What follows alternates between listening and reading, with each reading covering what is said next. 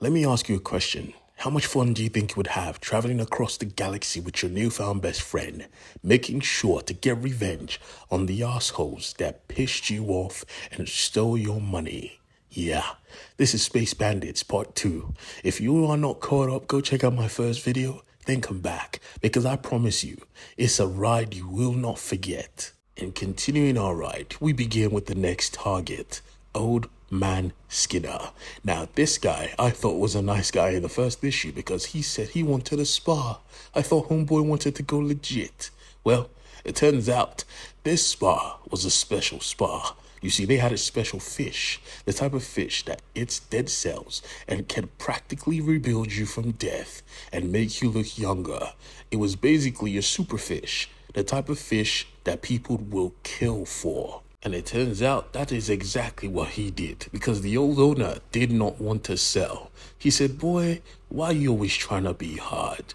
I try to go legit and you pull me back in. You know what? I'm going to take your spa and I'm going to watch my friend here melt you." Because you see, his race has the ability to melt anything they wanted, anything, including organics, which you are. It was grotesque, but in seconds, he was a puddle of blood. He told his boys to clean this place up. This is my place of business. He went and he greeted each customer and he stepped foot in his beautiful office. This office was huge. It was basically its own suite. He even put on the guy's clothes, feeling like a G, like, yeah, I'm gonna like it here. But you see, Cody had other plans because she pulled up with her new best friend here just to kill him. Of course, he was surprised at first. He thought she was dead, but clearly she wasn't. She was here to drop him. But you see, he had a friend that melts anything, and their guns, well, apparently they were anything because they melted quick. He found her presence here not threatening but amusing. You know what? Kill the friend. Leave Cody. I have to flex. He wanted to call the boys and just make fun of her, while her friend Thina dropped from the skyscraper down below into one of them pools with those super fish. Yeah, that was the wrong move. How do you take a spa that has literal Lazarus pits below and you shoot the strongest person and send her down below? Really? Really? Oh, just to flex on Cody. You're nothing. We took your money and this time I'm gonna make sure to kill you for sure. Yeah, that's so wrong, because Thina don't play. She pulled up and took the guns and said, "Clear a path," while killing all the guards. One of them even tried to run, but she said, "Nah, just take me to the top floor, bitch." As soon as she got there, down went the melting man. Down went everyone else. Thina is my guy. She's my spirit animal because she doesn't ask questions. She was just here for her friend.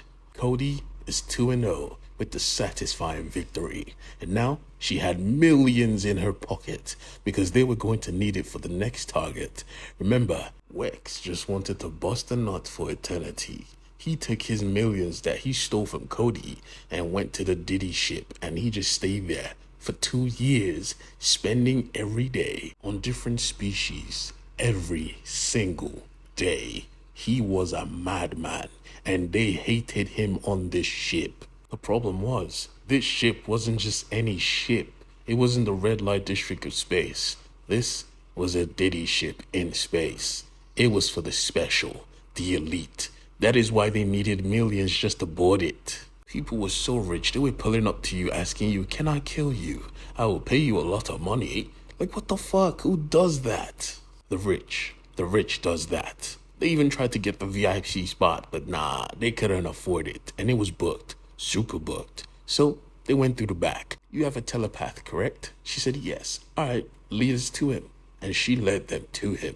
And on their way, they saw different races, and especially the lizards that she's supposed to have a telepathic connection with. It reminded her of her best buddy, but now she had to stay focused.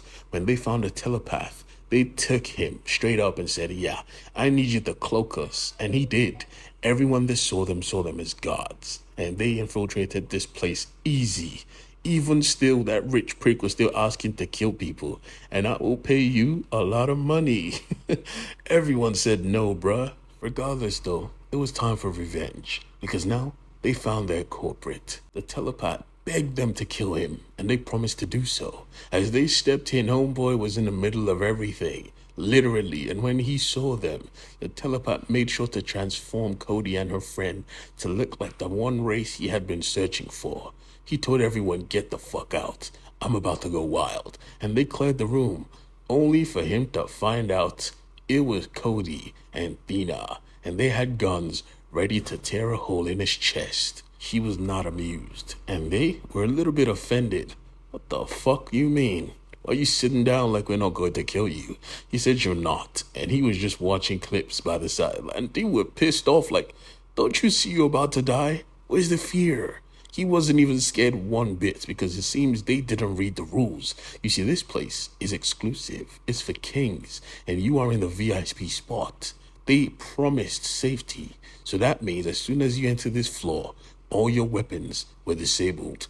And as Cody told you, I am the greatest fighter in the universe. I will kill you. He was so quick, he almost looked superhuman. He dropped Homegirl, and he was going for Cody next, but Cody was smart. She said, "I'm out. I'm coming back with help," because she knew she was useless during a fight, leaving Thina to fight the strongest man in the universe. Her goal was to weaponize the lizards, but they didn't respond, so she was dropped. In the room, Thina was also about to die. Then she was dropped. You see, this place, they don't play with their safety, and these guys broke the rules. Cody had to check them first. "What the hell did you do to those lizards?" She said, "They're not the lizards you're thinking of. Those ones are endangered. These ones are just white." "And you, sir, have spent all your millions. You actually owe us money, and someone has offered to pay your death with your life. Are you ready?" As we see the rich bastard from earlier split him in half. Yeah, that was satisfying. Even Cody was scared, but all of a sudden, they just started letting her go. She realized instantly they were not in control. The telepath had apparently twisted their minds, and now they were free to go. In the distance, she could sense her best friend in safety, but she didn't want to get him yet. She still had a mission to complete. All of them must die. Thina was still thinking about her man, about his betrayal. She apparently still loved him. Cody thought different. Cody was thinking about her endgame, how she wanted to live her life, until they heard from the TV that her man was currently about to marry the princess of one of the most dangerous kingdoms in the universe. These guys were richy rich. They were richer than a universe, bruh. And worst of all, the person he planned to marry was a carnivore. She eats everybody, literally. She bathes in human flesh. She wasn't normal, and he chose to marry her? Yeah, we find out homeboy is actually terrified. Well, we find out after he was about to get beat down by his ex. He tried to convince her though. "I was kidnapped. I wouldn't just leave you. She took me and she wants to eat me, girl.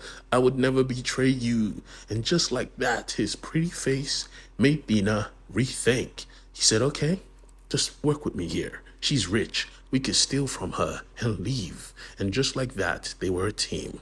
Let's rob this queen and dip. The plan was set, so they left. Come to find out, homeboy was a snake. He had another partner, and this partner was the last person on Cody's list. He was the leader of the team that double-crossed her, and he was literally happy to do it again. Oh boy.